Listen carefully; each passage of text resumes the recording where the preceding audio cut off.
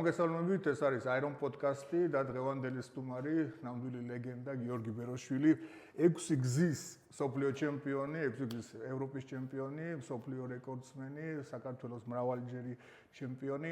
როგორ ახარ გიო? ძალიან მიხარია რომ დღეს მოხვედი ჩვენ პოდკასტში. მოგესალმები და მივესალმები შენს მაყურებელს. და მადლობა მოწვევისთვის. გიო, შენ გამძიმებდა გზაში ორი დიდი სუმკა თასების.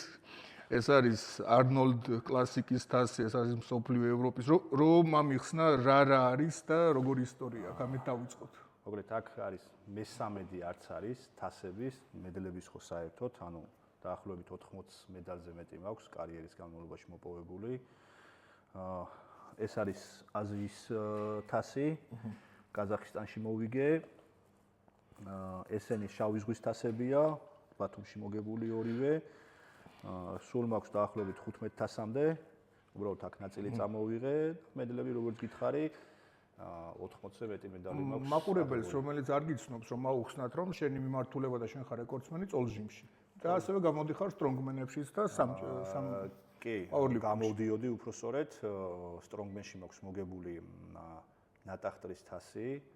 და ასევე პორტუგალიის შესარჩევი ტური მაქვს მოგებული. და ბოდიბილდინგშიც ასევე. ინფორმაციაში აი შენზე ამის აღნიშნა მინდოდა, რომ ბოდიბილდინგშიც ხარ პრიზიორი. ანუ თითქმის მე არ მინახავს პაუერლიფტერი, ასევე ბოდიბილდინგშიც რო გამოდიოდეს, როგორ მოახერხე ეს? ეს ალბათ გენეტიკის დამსახურებაა. 16 წლის ვიყავი მოკლედ პირველად რო დავიწყე ასპარეზობა სპორტში. პირველი შეჯიბრი იყო წორჭიმი, სადაც მოვიგე და პირველი ადგილი დავიკავე. აქ მე მინდა აღვნიშნო, რომ ამ ჩემი ამდენწლიანი სადღაც 25 წლის კარიერა მაქვს უკვე სპორტში. წორჟიმში წონით კატეგორიაში მეორე ადგილი არ ამიღია საერთოდ. ყოველთვის ვიგები. 0 ამიღია, 0 ნიშნავს რომ საერთოდ ვერაფერზე რაღაცა გიშლის ხელს ან დიდი წონით იწყებდა საერთოდ ვერ ვიგები, მაგრამ სადაც ჩვეულებრივ მიასპარეზია, მეორე ადგილი არასოდეს არ ამიღია, ყოველთვის ვიგები წონაში. ეგ შენი აზრით, ანუ რაღაც მუღამი ქონდა ამ წოლჟიმის გენეტიკა თუ ყველაფერი ერთად დაემთხვა? ალბათ უფრო გენეტიკის ამბავია, გენეტიკა აშურება ყველაფერს, მე როგორ თავ დავუღალავ შრომით ხდება მიღწევა რაღაც შედეგების, მაგრამ გენეტიკა გადამწყვეტია. აი მაყურებელს რომ უთხრათ, ანუ შენი რეკორდი ეკიპირების გარეშე. კი, მე გამოდივარ ეკიპირების გარეშე ყოველთვის. მოკლედ საუკეთესო შედეგები რაც მაქვს, ეს არის 125 კილოგრამ წონით კატეგორიაში 297 და ასევე მაგრამ სოფლიო რეიტინგში ეს მეორე, ანუ 100 კილოგრამ წონით კატეგორიაში მაქვს 285. 280 სოფლიო რეიტინგში, ანუ პირველი რომელიც გითხარით არის მე-5 და ეს მეორე არის მე-3. ანუ ის უფრო მაღლა დგას, იმიტომ რომ წონა დაბალი კი, ანუ კატეგორიით დაბლა. კი, 285 ავწერა. წარმოუდგენელი წონა არის, ანუ 300 კილო ეხლა მაყურებელს, რომელსაც არ აქვს სპორტთან შეხება, ეს არის ესეთი წონა, აი უბრალოდ შტანგა, ხო, რომ დაგორდეს, ვერ გააჩერებთ. ანუ მანქანის წონა არის 300 კილო. ვერ ახმარებ, წევ ხარ და ეწევი ხელებით ამ წონას. შენ ახლა ვერ გითხავ ეხლა ტრიცეპსით, ანუ მკერდი ამ მოძრაობაში ჩართულია მკერდი, ტრიცეპსი და წინა მხარე. კი და როდესაც საუბარია 300 კილოზე, ალბათ მთელი სხეული არის ჩართული თავის. კი, რა თქმა უნდა, მთელი სხეული მობილიზებულია, სათითაო კუნთი გეხმარება. და თლიანობაში ერთნაირი ძალისხმევით ეწევი უკვე ამ წონას. ასევე გიორგი მონაწილეობდა ერთ-ერთ Iron Punch-ში, ძლიერი დარტყმაც აქვს გიორგი. მე სულ მაინტერესებდა ადამიანი, რომელსაც შეუძლია ხა 300 კილომდე რო წოლჟიმი გააკეთოს, რამდენად დიდი დარტყმის, ძლიერი დარტყმის პოტენციალი ექნებოდა და საკმაოდ მძიმედ ურტყა. მე მაინტერესებს რომ არის ესეთი დამოკიდებულება, რომ დაუშვათ 100 კილოს თუ აკეთებ წოლჟიმს, შეგიძლია დედლიფტი გააკეთო 150 კილო, ჩაუждე სადღაც 140. შენ თუ უთმობ დროს დედლიფტს თუ გამოდიოდი ამ პაუერლიფტინგის ამ კატეგორიაში? კი, ორჯერ ვარ გამოსული ძალიან ადრეულ წლებში. მე თავი დავანებე წორჟიმზე გადავედი, ეხლა ამ ბოლო პერიოდში უბრალოდ ფიზიკურად ვეღარ გამოვიდოდი, რადგან იცი შენ რომ ავტოავარიაში მოვყევი და ფეხი დამიზიანდა და ფეხის გამო ვერც ამოწევას და ვერც ჩაჯდომს ვერ გავაკეთებ ფიზიკურად. ამიტომ ვეღარ ვაკეთებ. უბრალოდ აი სულ მემწვრთნელები მეუბნებოდნენ, რომ შენ არ გექნება პროგრესი წოლჟიმშიო, თუ არ გექნა პროგრესი ჩაჯდომებში, არ გექნა, ანუ რაღაც ეთანხმები ესეთ აზრს? არა, მასეცაც არ ვეთანხმები, მოკლედ გეტყვი და ყველა მიხვდება, რომ ასე არ არის.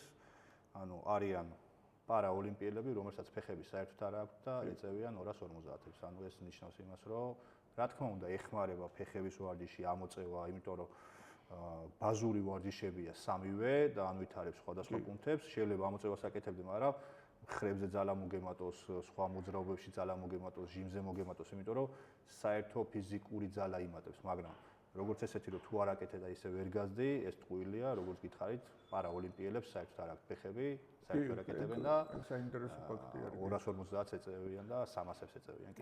რამდენი წელი იყავი გიორგი, შენ რომ დაიწყე ვარჯიში და რა სპორტი იყო ეს? ან როგორ გითხარით, 16 წელს ვიყავი პირველად რომ გამოვედი და ეს იყო წოლჭიმი. მე 2 წელი დავდიოდი კალათბურთზე, ბატონ ჯემართან, ხუხაშვილთან. 87 კილო ვიყავი, ანუ 16 წელს რომ გამოვედი და მოვიგე და კალათბურთზე მითხეს რომ წონა უნდა დამეკლო და მეორე დღეს აღარ მისულა. წონა დაგეკლო და ვერავიტანდი გამხდარი რომ ყოფილიყავი, ამიტომ გამოვედი და გავაგზავნე ისევ შტანგაზე. შემიძლია ითქვას კალათბურთი არასოდეს არ მომწონდა. წოლჯიმი მომწონს. კალათბურთის გამო კუნთოვანი მას არ უნდა დაიკლო. რა მაინტერესებს გიო, აი ცხოვრებაში სპორტს დიდი ადგილი აქვს შენ ცხოვრებაში, მაგრამ მაგის გარდა მე ვიცი რომ შენ უნიკალური სპეციალისტი ხარ, მე მქონდა 2 პროექტი, სექტორი და ასევე ჩემი სახლისთვის შენ დავიმზადე აი ძალიან მაღალი ხარისხის ტრენაჟორები. როგორ აკერხებ და უბრალოდ ესეთი ნახატი ახლა მაყურებელმა რომ წარმოიდგინოს რომ აი ძალიან დაკუნთული ადამიანი, ესეთი სვარკის მასკი. ეთქვა ჩვენთან რომ მოვდივარ, აი სადაც მუშაობ, მგონია რომ რაღაც ფილმში ვარ მისული. სხვაგან მიდიხარ, ხო? რაღაც ფილმში ვარ მისული, სადაც ხო იცი სტალონე თამაშობს, შვარცნეგერი და გიორგიც თამაშობს, იქ თამაშობს ვიდო. როლი აქვს შემდგომი. ხო, როლი რაღაც მოტოციკლს ადუღებს ან რაღაც. როგორ ათავსებ ამას? აი როგორ შეიძლება? აბსოლუტურად სხვადასხვა სამყარო არის. ხო, ანუ მამა ჩემი იყო ამ საქმის სპეციალისტი რკინის შედუღებაზე. პატარაობიდან ვეხმარებოდი ხოლმე და მეც ვისწავლე. უბრალოდ ჩემი ცხოვრება რო იყო სპორტთან დაკავშირებული ტრენაჟორებთან. ნელა რატომაც დამაინტერესა ამ საქმე, მე თვითონ დავიწყე გაკეთება, ჩემი ხელით ავაწყე დარბაზი, კახეთში ეხლაც ამ აქვს გაკეთებული და შემდეგ უკვე პროფესიად ვაქციე, ვეხმარები ადამიანებს სახლისთვის რომ რაღაც სავარჯიშო მოწყობილობები, ტურნიკი, ორძელი ასე ვთქვათ, დაამზადონ და ვეხმარები ამაში. უბრალოდ აი მაყურებელს რომ აუხსნა, ხარისხი არის უკეთესი ვიდრე ქარხნული დანადგარების და აი დააკვირდით, სადაც არის ახლა ტომარები კრივის ჩამოკიდებული, ასევე ეს შენი დამზადებული არის. კი, იმიტომ რომ უკვე დიდი სტაჟი მაქვს ამ საქმეში და ძალიან რა თქმა უნდა იხვეწები და ცდილობ რომ უკეთესი და უკეთესი გააკეთო. რაღაც ბრენდ სახელი რომ იცი ხო არ გინდა. თავიდან მქონდა რაღაცის, მაგრამ მე იმდენს რომ ამზადებდი რომ უკვე აზრი არ მქონდა და ანუ როგორ არის სიტყვაზე დიდი შეკვეთა რო აიღო ფიზიკურად ვერ ვასწრებ, იმიტომ რომ სხვადასხვა საქმეები თავარ დაკავებული კიდე და ეს არის ჰობივით, ასე ვთქვათ. ძალიან პროფესიონალურად დახვეწილი. თავისუფალი დრო მაქვს, მაშინ ვამზადებ ამებს. გიო, ძირითადად პოდკასტებზე მე ვიწევდი სპორტსმენებს შერეული ორთაბრძოლებიდან და განვიხილავდით MMA-ს, კერძოდ UFC-ს. შენ თუ ადევნებ თვალს ჩვენ სპორტსმენებს ან ორთაბრძოლების სამყაროსთან თუ გაქვს შეხება? რა თქმა უნდა, როგორც ყველა პატარა, მეც რაღაც დავდიოდი კარატეზეც მივლია, ბოქსეც მივლია, ასე რომ პატარაობიდანვე მიყვარდა, თქვათ ეს საბრძოლო რაღაც სპორტის სახეობები. მით უმეტეს ახლა რაც ჩვენმა ბიჭებმა ამ არნახულ წარმატებას მიაღწიეს, დვალიშვილი, შორიდან ვიცნობ, ძალიან კარგი ადამიანია, თოფურია, რა თქმა უნდა, კიდე უამრავი დოლიძე, უკვე ანუ რომც არ გიყვარდეს ეს სპორტი, უკვე შეგიყვარდება, იმიტომ თუ ქართველი ხარ და გიყვარს ქართველი და შენი ქვეყნის სახელი რო გაქვს ადამიანს, რომც არ გიყვარდეს, უკვე შეგიყვარდება ეს სპორტი და მით უმეტეს რომ მე თავიდანვე მომწონდა ეს სპორტის სახეობა. თუ დასწრებულ ხარ ესეთ ორთაბრძოლებს, თუ მხოლოდ ტრანსლაციებს უყურებ? დავსწრები ვარ. როგორი ემოციები დატოვა შენში? რა თქმა უნდა, როდესაც ცოცხალი ნებისმიერ კლავჭიდიც რო ავიღოთ, როდესაც რაღაც ცოცხალ ძალასთან გიწევს შერკინება, ის საყურებლად უფრო საინტერესოა, ვიდრე მაგალითად შტანგა. აი, კლავჭიდი, ჭიდაობა, ნებისმიერ როცა ორი ადამიანი ერთმანეთს რაღაცაში ეჯიბრება, ჩხუბი იყოს ეს თუ რაღაცა, გაცილებით საინტერესოა, რაც არ უნდა ეხლა სხვა. მაგრამ ვიტყვი რომ მე ძალიან დიდი ინტერესით ვადევნებდი თვალს შენ რომ აი ამ 297 ეგ რაღაც უკვე შედარებისთვის მაგრამ აქვე ვიტყვი შედარების კიდე რომ გუნდური უფრო საინტერესო ხდება მე. ან სპორტის სახეობები ესეა, რატომღაც რაც არ უნდა ახლა ვიდაოთ, გუნდური უფრო საინტერესო საყურებელია, მე მოდის თქვათ, როცა ადამიანები ერთმანეთს რაღაცაში ერკინებიან და მე არის უკვე რაღაც ცალკეული რაღაცის მოძრაობები. ავიღოთ მაგალითად ჩოგბურთი. ეხლა ჩემთვის ჩოგბურთი უფრო საინტერესო საყურებელი ვერ იქნება, ვიდრე მაგალითად MMA. იმიტომ იქ სხვანაირი, იქ ნებისმიერ წამს შეიძლება შეიცვალოს, ნებისმიერ წამს შეიძლება ვიღაცამ უცბად წააგოს. იქ კიდე უნდა ჩამთავრდეს. სანახაობრივი არის. კი, სანახაობრივია და ასე ეს. თუ გაგჩენია სურვილი, რომ თუ გამოხვიდე არა, უბრალოდ რომ შეისწავლო ორთაბრძოლები, გრეპლინგი, კრივი, რაღაც დონეზე. როგორც წეგან გითხარი ლაშა, ფეხის გამო ალბათ არ გამოვა ეს. ფეხის გამო არ გამოვა. სულიც რომ მქონდეს, უბრალოდ არ გამოვა.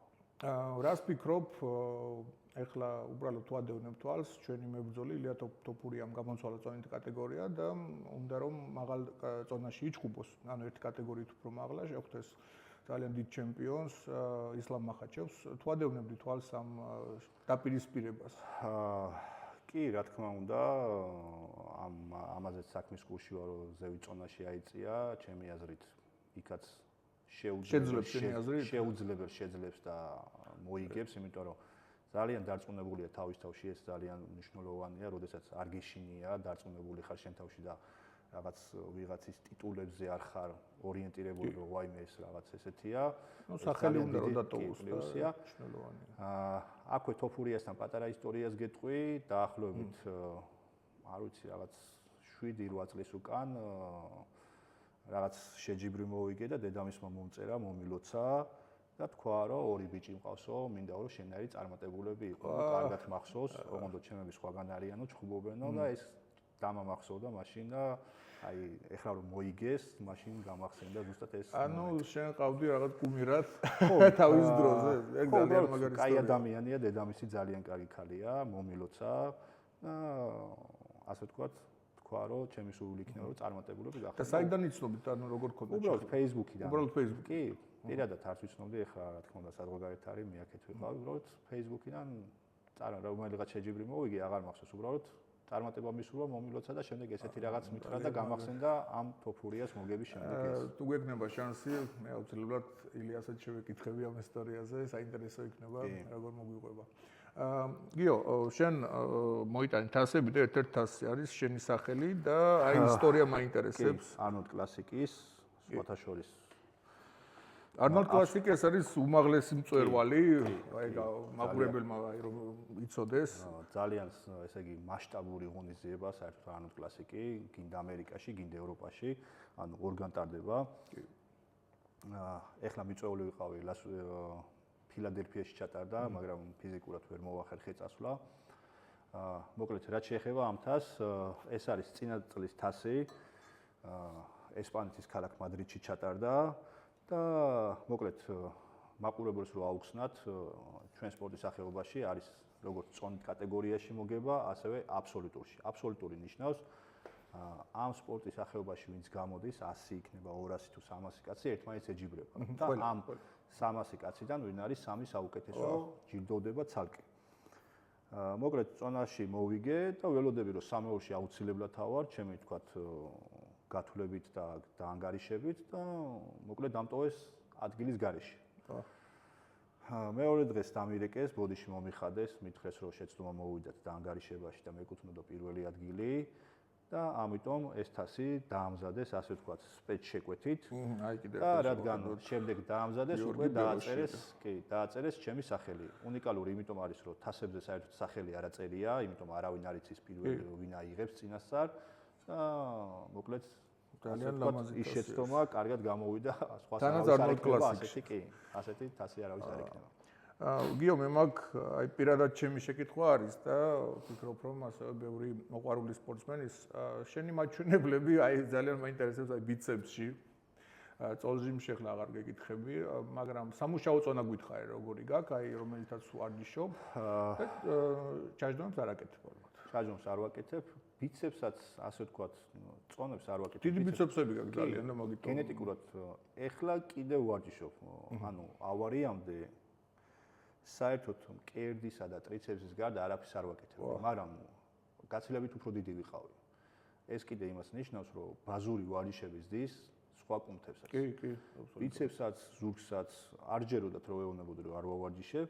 ეხლა უბრალოდ ჩემი საქმიდან გამომდინარე იცი რომ დარბაზში ვმუშაობ და მაქვს თავისუფალი დრო და ვარჯიშობ. რა დარბაზში ვმუშაობ, აი რომ მოგმართონ ასე მოგურებლები. ორ დარბაზში ვარ, ისანში, World Fitness-ში და Power Max-ში, რომელიც Power Max-ი World Fitness. კი.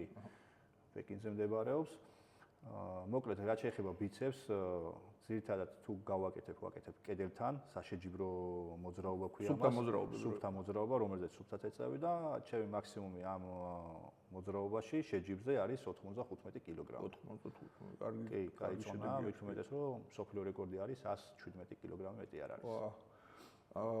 და შენი სამუშაო წონა რამდენი არის? აი 8-ზე 12 გამეორებაზე რომ აკეთებდი ბიცეპს. არა, ესე არ ვაკეთებ, მე უბრალოდ კედელზე ვაკეთებ, ნენელა ავდივარ წონას ვამატებ, პირამიდას ვაკეთებ და თუ მაქსიმუმზე არ მივდივარ, ალბათ 85-ს ვაკეთებ, 4-5 აწევები ეს დაახლოებით. რამოდენიმე სიტყვა მესმის რომ ეხლა ეს იქნება ალბათ საკმაოდ გრძელი ჩამოწერილი პროგრამა, მაგრამ შენი მომზადება პიკური ფორმის წოლჟიმში, როგორ გამოიყურება? ანუ რაიმე არის ესეთ საიდუმლო სამი თვით ადრე ვიწყებ მომზადებას, როდესაც გავიგებ რომ შეჯიბრი ტარდება, ანუ თუ მაქვს მაგის საშუალება, შეიძლება ისე იყოს რომ ერთი თვე არ იყოს დარჩენილი და მაშინ გაიგო, ხდება ესეც, მაგრამ როდესაც წინასწარ იცი, სამი თვით ადრე ვიწყებ მომზადებას და მესამე თვეს უკვე ვარ ხოლმე ფორმის პიკში წესით.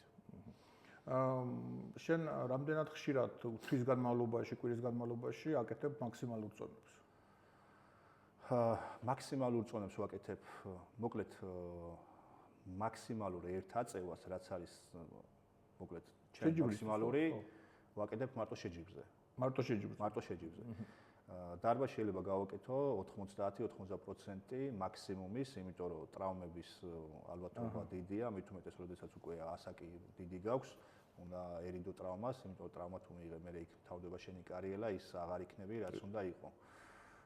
სამუშაო წონებით რაც შეეხება, უკუ პირამიდას ვაკეთებ, ანუ წონას ვზდი, გამეორებას ვაკლებ, ვიწყებ 12 გამეორებიდან, 12, 10, 8, 6 და ჩამოვდივარ 2-3 აწევაზე. იმ დღის მაქსიმალური წონა რაც შემიძლია გავაკეთო 2-3 აწევა. გიო, რამოდენიმე სიტყვა რომ გვითხრა შენს კვების რაციონზე და სპორტულ დანამატებზე, რომელიცაც შენ აუცილებლად სვამ. თუ არის ესეთი? კი. კვების რაციონი, როდესაც არ ვარჯიშობ, გამომდის 4 ჭამა, დღეში 4 კვება.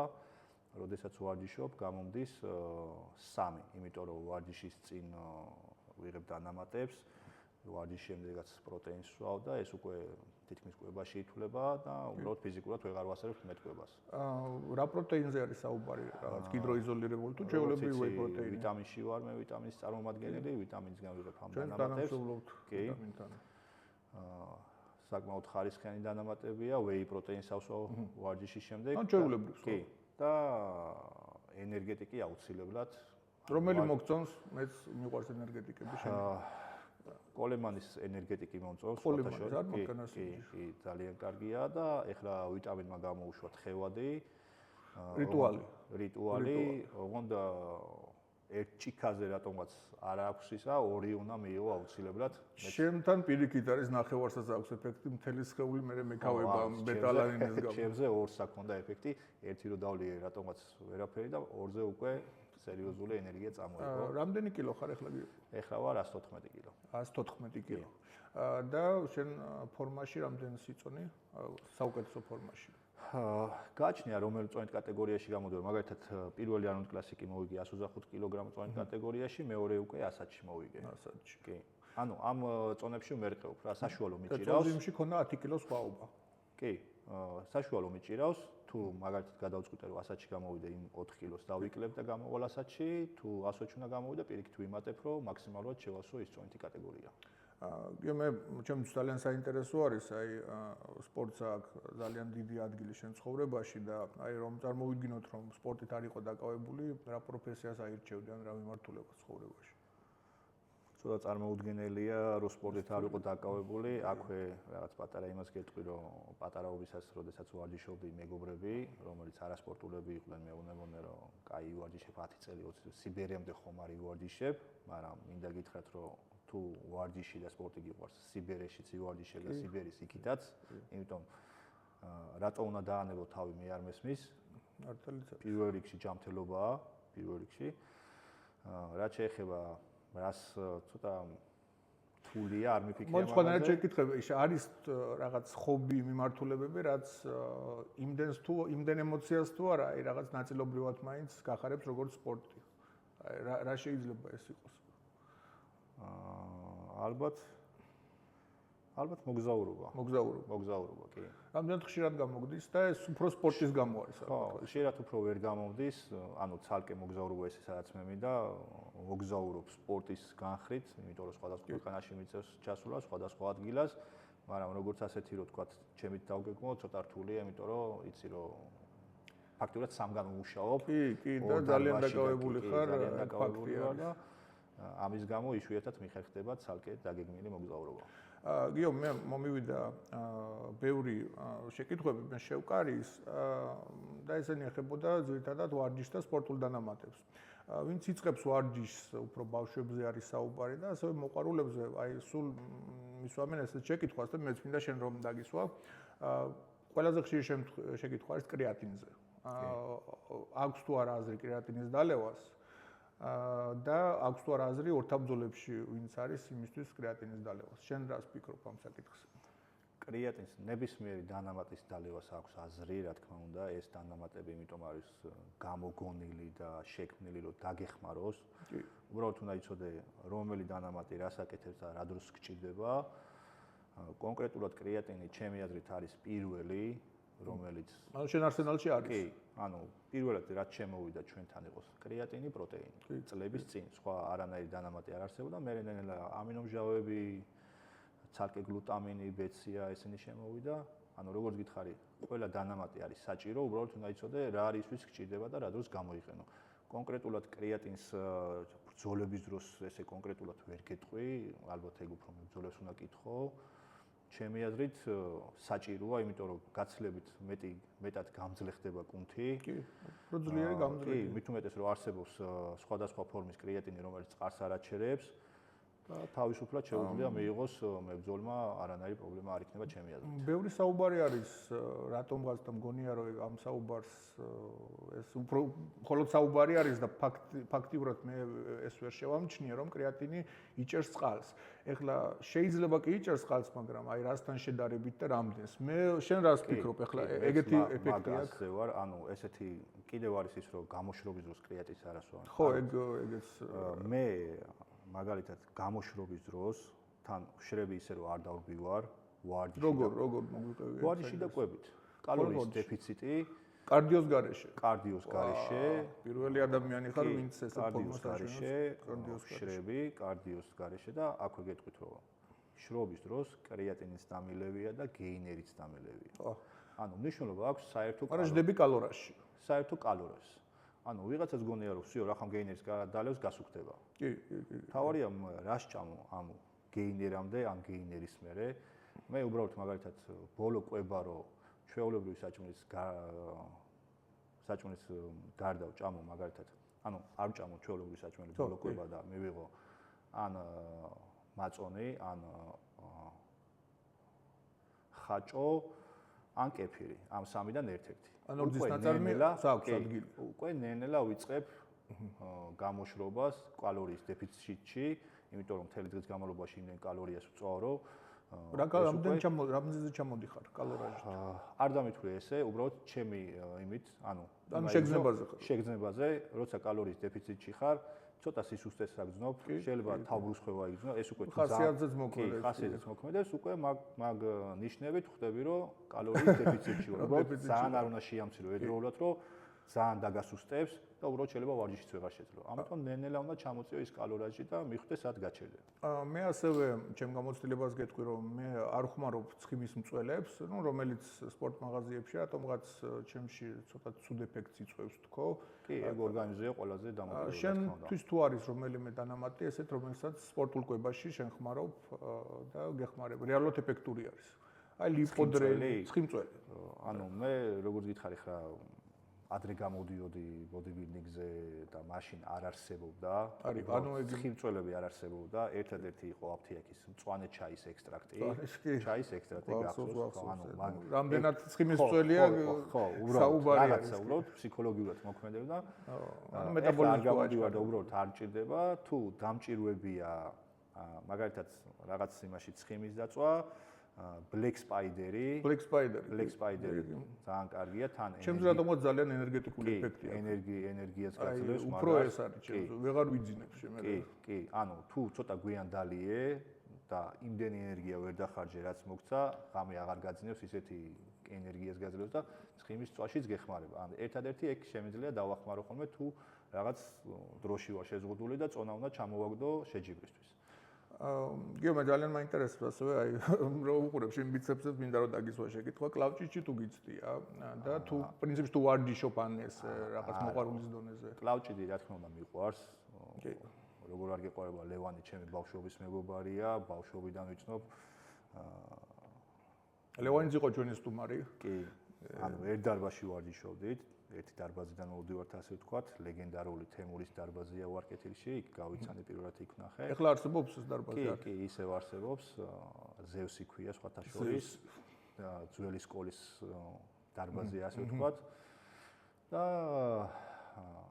ანუ კლავჭიდის, რა თქმა უნდა, ანუ როდესაც ცოცხალ ძალას რაღაცაში ეჭიდავები, ყოველთვის საინტერესოა, როგორც ეგან აღვნიშნე და მეც რა თქმა უნდა მიცდი ახლა, მაგრამ როგორც ესეთი რო პროფესიონალურ დონეზე და რაღაც მივყოლოდი, ანუ შეჯიბრებებზე არ გამოსულხარ. არა, შეჯიბრებებზე არ. ესეთი ამბიცია არ გქონია. არის ახლა უახლოეს პერიოდში რაღაც მიზნები სპორტული, შეიძლება რაღაც დიდი ჩემპიონატი არის, ან ევროპის ჩემპიონატი, ან რაღაც რეკორდები, რომელიც დასახული გაქვს ეგმათ. მოკლედ აპრილის თვეში არის პოლონეთში შეჯიბრი, განსხვავებული ფორმატის შეჯიბრია, ქვია ბიტვა ტიტანოვ. ანუ ეს ნიშნავს იმას, რომ ქვეყნიდან მიდის ერთი საუკეთესო და ეჯიბრები სხვა ქვეყნები. და როგორ ირჩევა ეს საუკეთესო? ანუ როგორ? ალბათ თავისი შედეგებით, რა თქმა უნდა, ახლა ისინი ვერ ჩაატარებენ აქ შეჯიბრს და ვერ არჩევენ, ალბათ თავისი შედეგებით რა გაკეთებული და მაგის მიხედვით ხდება მოწვევა. უბრალოდ ესეა, რომ ერთი ადამიანი მიდის მარტო ქვეყნიდან და ეჯიბრები სხვა ქვეყნის საუკეთესოებს და ეს არის ევროპისა და მსოფლიო ჩემპიონატზე გაცილებით რთული მოსაგები შეჯიბრი, იმიტომ რომ იქ ხვდებიან 10 კაცი მსოფლიოდან საუკეთესოა. კი, და მოკლედ ეს შეჯიბრია. მე კიდევ უამრავი შეჯიბრია, მაგრამ ანუ ჩემი კარიერის განმავლობაში რომელი მედალიც არ მაქვს, ეს არის მისტერ ოლიმპია იცი ბოდიბილდინგში. კი, როგორ არა ხო. და რაღაც 2 წელია დაიწყეს ამ მისტერ ოლიმპიაზე წორჟიმის შეჯიბრის. მართლა, ეგ არ ვიცოდი. ეგ არ ვიცოდი. შემთხვევით გავიგე შარშან. ისიც გავიგე ისე რომ ანუ ეს აბსოლუტური თასი ვისაც მოუგე, ის გამოვიდა ამ შეჯიბრზე და იმის ფოტო ვნახე, რომელსაც ედო ეს მედალი. ადგილი აიღო, მოიგო. ლას-ვეგასში იყო წასული, ანუ შარშან ჩვეულებრივ ბოდიბილდინგის შეჯიბრი ჩატარდა, იქ ჩატარდა. შემდგომ არ იცოდი ანუ. კი, არ ვიცოდი. და ზე დაწერია ოლიმპია, ძალიან დიდი მედალია, განსხვავებული. ეს არის ოლიმპიური მედალია რა, გინდონე არის. ანუ ერთადერთი ეგ მედალი არა მაქვს და მინდა რომ ეგ მედალი მოვიგო და წავიდე. ანუ სექტემბერში არის ამის შესარჩევი, უნდა მოიგო შესარჩევი რომ გაგიშვანე. სად ტარდება შესარჩევი? სადღაც ბელგრადში თუ ბელგოროდშია, ზუსტად არ ვიცი, მე დავაზუსტებ. და უკვე ოქტომბერში ტარდება ლას-ვეგასში ჩვეულებრივ, როდესაც ოლიმპია ჩატარდება, იქ იქნება ეს შეჯიბრი.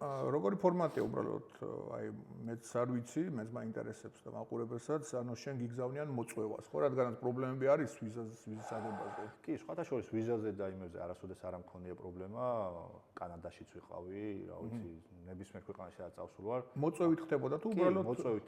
ძირითადად მოწვევით ხდება, ანუ იშვიათია რომ ჩემი ნებით აი თქვა აი აქ მინდა წასვლა და მანამდე უკვე არ მქონდეს მოსული მოწვევა, იმიტომ რომ ასე თქვა ტოპებში როცა ხარ, პირიქით ისინი ცდილობენ რომ რაც შეიძლება საუკეთესო სპორტსმენი მოიწვიონ და გამოვიდეს თავიანთ შეჯიბრზე და უკვე წლის განმავლობაში, წლის დასაწყისში იმდენი მოწვევა მოგდის, რომ მე ირჩევ შენთვის რომელი უფრო საინტერესო და რომელისთვის მოემზადო და სადაც წახვიდე. გიო, ეხლა ჩვენ რაც ვისაუბრეთ, რაც ჩვენთვის საინტერესო არის, ეს შეჯიბრებები ყველა ტარდება საზღვარგარეთ.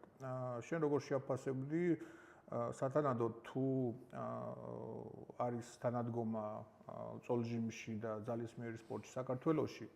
თუ არის აი უბრალოდ თუ ტარდება შეჯიბრებები, მოდი ამაში გიკითხები, იმიტომ რომ მე არ ვადევნებ სამწუხაროდ თუ არის და თუ ტარდება, თუ არის ღირსეული გონორარები და საჩუქრები. აი რომ მოგლით სამწუხაროდ ეს ბოლო წლები იმის მაგალითად რომ წინ წავსულიყავით, ალბათ ჩემი აზრით უკან წავედით. მნიშვნელოვანი ამაზე ვისაუბროთ მაშინ და იმდენი სპორტსმენი აღარ გამოდის, იმდენი სპორტსმენი აღარ ემზადება ამ სახეობაში, როგორც ადრე იყო. მით უმეტეს იმისა, რომ გაცილებით მაღალი შედეგიანი სპორტსმენები წამოვიდნენ. არის ასეთი თემური სამხარაძე, ახალგაზრდა ბიჭია სამჭიჭი, ძალიან სერიოზული, წარმატებული სპორტსმენი. ანუ მე იმ კუთხით ვიძახი უკან წავედით, რომ ერთ შეჯიბრზე შეიძლება გამოსულიყო 300 ადამიანი აქ.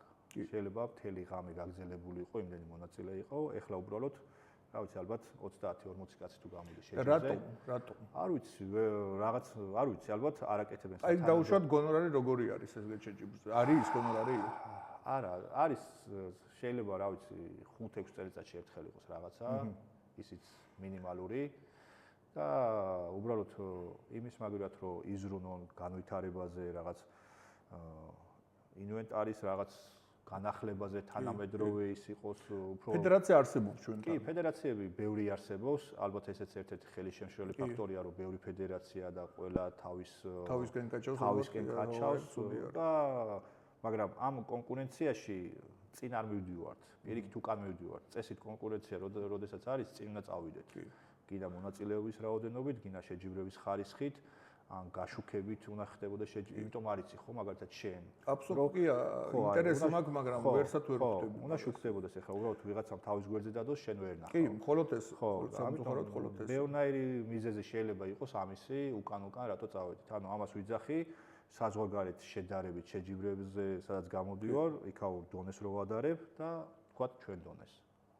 მე მაინტერესებს შენი მიდგომა დღევანდელი სპორტი და ვფიქრობ სულ სპორტი იყოფოდა და შედგებოდა ორი ნაწილისგან. აი თუ გინდათ გლადიატორების ბრძოლა იყო, ეს არის მაყურებლის სიყვარული და ეს არის გლადიატორის სკილები, ანუ სპორტული ნაწილი, ხო, რა შეუძლია მებრძოლს, რა შეუძლია სპორტსმენს და დღევანდელი სახელი რომ მივცეთ, ეს არის პიარის მიმართულება. რამდენად ცნობილი არის და საინტერესო მაყურებლისთვის და ეს არის სპორტული ნაწილი, რა შედეგებს დებს. როდესაც ეს ორი რამე ერთად არის, ეგ არის წარმატებული სპორტსმენი. შენ თუ მუშაობ პიარის მიმართულებით? პიარის მიმართულებით, ანუ როგორც მე შემიძლია ჩემი იმით მუშაობ, კიდევ მე შემდეგ სტუმარს წარმოგიდგენთ. კი, აუცილებლად.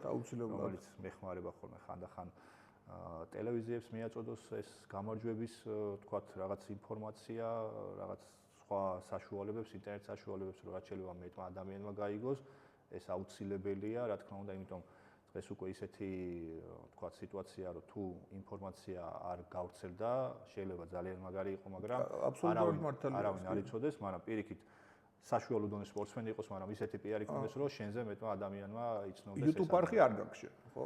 თუ გაქვს. YouTube არხია მაქვს, მაგრამ იმდენად არ ვაქცევ ყურადღებას, რატო გეტყვი? საქართველოში როგორ არის, იცი? მაგარი სპორტსმენი რო იყო წარმატებული და თქვათ, დევს ორი ვიდეო, ერთი შენი, ერთი ვიღაცა მანქანას ლეწავს. იმ მანქანის ლეწვას ექნება 20 ჯერ მეტი ნახვა, მეტი კომენტარი. ვიდრე შენს. უბრალოდ რაღაცაში ქართველები განსხვავდებით სპეციფიკური ხალხია. ეგ ტრენდი მხოლოდ საქართველოში არ არის, უბრალოდ მე მაყურებელს ვეთქვი რომ გამოიწერეთ გიორგის Instagram და Facebook გვერდი, გვარდა სახელით ხო, გიორგი ბეროშვილი მეც ესე მახსოვს. მე ვიმუშავებ იმაზე რომ გიორგი გაუშვას და განვითაროს თავის YouTube არხი, ეს მნიშვნელოვანი არის. რაც შეეხება გეთანხმები კონტენტი შეიძლება აი მე სულ ესე ვამობდი რომ ეხლა მე გავაკეთე ერთი ვიდეო რომელიც იყო კარდიო პროტექტორებზე, ანუ დანამატები და წამლები, რომელიც იცავს გულს და ექიმთან ერთად კარდიოქირურგი იყო, ერთად ვაკეთებდი, სადღაც ერთი კვირა ვაკეთებდი ტექსტს, მე ვამონტაჟებდი და ამ ვიდეოს ექნება უფრო ნაკლები ნახვა, ვიდრე გოგომ რო ტრაკი აჩვენოს, ხო? ჯამში ეგ ფაქტი არის, მაგრამ ეს არ ნიშნავს იმას, რომ ამას არ აქვს თავის დადებითი მოვლენა. ხო, უბრალოდ არ უნდა ეხლა მაგის გამო რა თქმა უნდა არ უნდა შეეშვას საქმეს ვიღაცა ვინც ამას აკეთებს, მაგალითად შენ, რა თქმა უნდა მაგის გამო არ შეეშვები, უბრალოდ თვითონ დამოკიდებულებას ვიძახი გულდასაწყვეტია, თან აქ გასათვალისწინებელი ფაქტორი არის ქართველების რაოდენობა, ცოტანი ვართ. ჩვენ რო ვიყავთ 200 მილიონიანი ქვეყანა მაგალითად და რა ვიცი 500 მილიონიანი ქვეყანა, უფრო მეტი ნახვა, უფრო მეტი, იმიტომ ცოტა რთულია ქართველის ვიდეოს გატანა საზღვარგარეთ, რომ ნახურებადი გახდეს, რთულია. შეუძლებელი არ არის, მაგრამ რთულია. ნუ ლოკალური კონტენტი, რომელიც მარტო საქართველოში არის საინტერესო, ალბათ როგორც ბიზნესი, მე ვფიქრობ, რომ მე მაქსიმუმს თუ არა 90%-ს ვაკეთებ PR-ის მხრივ. მაგრამ რეალურად გონორარები, რომელზეც არის საუბარი, მე ღიად შემიძლია ამაზე ვისაუბრო, ეს არის საუბარი სარეკლამო ინტეგრაციაზე 500-დან 1500 ლარამდე. ეს არის პიკი, რომ რაღაც რეკლამა გაყიდო. აი რო ავიღოთ ევროპა, ავიღოთ რუსეთი, რომელიც ციფრებიც ასევე მემაგ, ეს არის საუბარი $5,000-დან და შეზღუდვა არ არის. ანუ ყოფილა რომ $100,000, $20,000 მსგავსი, აი რო უბრალოდ ანალიზს ვაკეთებდი, მსგავსი სპორტსმენი, როგორც მე, ეგეთი PR-ით, ეგეთი სპორტული ნაწილით, რომელიც არის რუსეთში, ერთ რეკლამას ყიდის $15,000-20,000. ეგ არის ჩემთვის ფანტასტიკური თანხა იმისგან გამომდინარე, რომ აქაურ ფასადთან შედარებით. კი, და ეგ არის კი აბსოლუტურად სხვა განზომილება არის. გიო, მე ძალიან მიხარია რომ შენ დღეს მოხვედი ჩვენთან, მე მინდა გისურვო შენ წარმატება სპორტში, შენს ჰობიში და ყველა მიმართულებაში, რომელიც და მიზნებში, რომელიც შენ გაქვს დასახული. დიდი მადლობა რომ დღეს იყავი ჩვენი სტუმარი. მე აუცილებლად დაგპატიჟებ ბრძოლის განხილვისთვის შემდეგ პოდკასტში. კი ბატონო, თანახმობა. რამდენიმე სიტყვა ჩვენ მაყურებელს და დამწყებ სპორტსმენებს ბავშვებიც გვიყურებენ, რომ უთხრა, რას უსტურებდი, რას ურჩევდი. რას მიაქციონ ყურადღება? აი, შენი ფილოსოფია როგორი არის, რადგან წარმატებული სპორტსმენი ხარ და ადამიანი? მოკლედ რომ თქვა, ანუ სპორტი თუ რამე კარგს არ გაგიკეთებს, ცუდს არაფერს არ გიზავს. ანუ ნებისმიერი სპორტის სახეობა, რომელსაც გულით გააკეთებ და უბრალოდ ეს სპორტის სახეობა უნდა გიყვარდეს.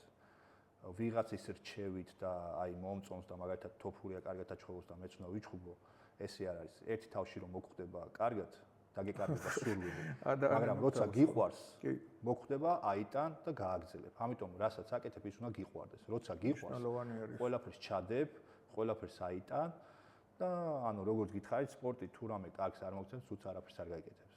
გინდა ჯანმრთელობის მხრივ, ადამიანობის მხრივ, გასწავლის სიკეთის მხრივ, ნებისმიერი სპორტსმენი არის კეთილი ადამიანი, ის ბოროტად არ იყენებს, თუ ეხლა რაღაცა ერთეულ რაღაცებს არ ჩავთვლით. მოკლედ თუ რამე კარგის გაკეთება შეუძლია სპორტს, ყველაფერს გააკეთებს, თუ კარგად გამოიყენებ, გულით გააკეთებ იმ საქმეს, რაც გიყვარს და აკეთებ. რა ვიცი, ეგ შემიძლია უთხრა დამწყებ თაობას. ამიტომ ივარჯიშეთ, თუ არ გახდებით სპორტსმენები, უბრალოდ იქნებით ჩამოყალიბებული და წარმატებული ადამიანი, ვაჟკაცი ადამიანი. ეს იყო ჩვენი სტუმარი გიორგი ბეროშვილი, წოლჟიმის ლეგენდა. მადლობა გიო. მადლობა შენ.